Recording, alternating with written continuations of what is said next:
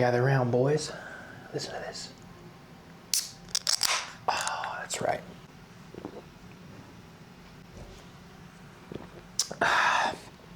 That's the Lord's beverage right there, gentlemen.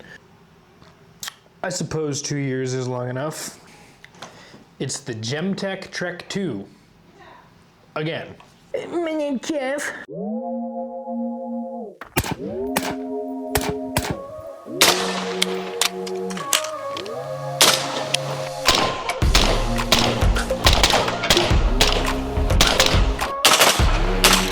Well, here we are. It's been almost 2 years since I posted my original video on the Gemtech Trek II suppressor, and at that time, I thought it was excellent.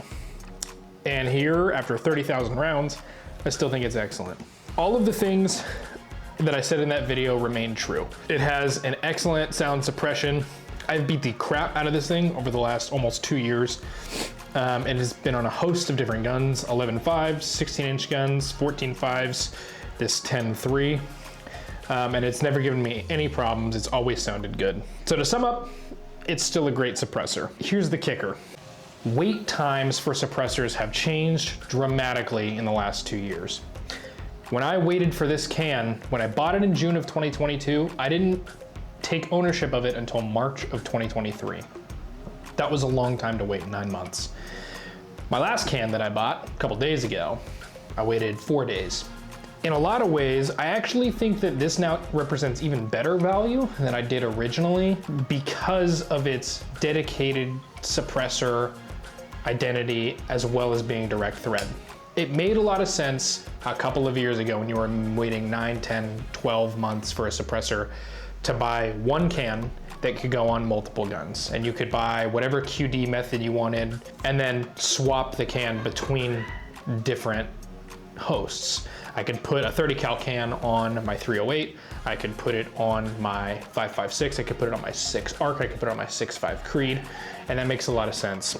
We're now at a point where, because we're only waiting sometimes days for a can, that a dedicated can I actually think starts to make a lot more sense again. And that's because if I'm only waiting a few days, there's not a lot of lost, I'm not leaving a lot on the table in terms of time of adding this to my collection, right? And so if it sits on just one gun, let's say indefinitely, well, I haven't lost the opportunity to put a can on another gun because I can just go get another can now. Now, that is to say the whole NFA needs to go away. It's all garbage, but it is the way that it is right now.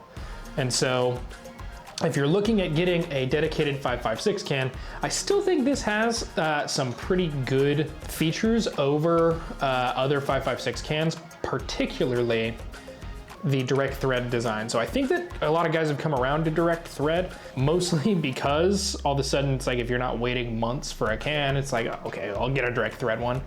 And there is really legitimately some benefit. When you don't have, you know, this much of the can that's being dedicated or allocated to accommodating whatever muzzle device you have, you get more baffles, which means you get more sound reduction, which means you can have a shorter can and still have the same degree of sound reduction as a longer can.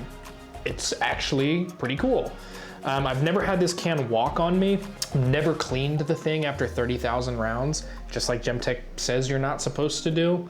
And I've never had an issue, never had a baffle strike, never had anything bad happen. To sum up, I think that now more than ever, a can like the Gemtech Trek II makes sense. I will say, I don't know that this can is still available for purchase, brand new. I don't believe it's in production.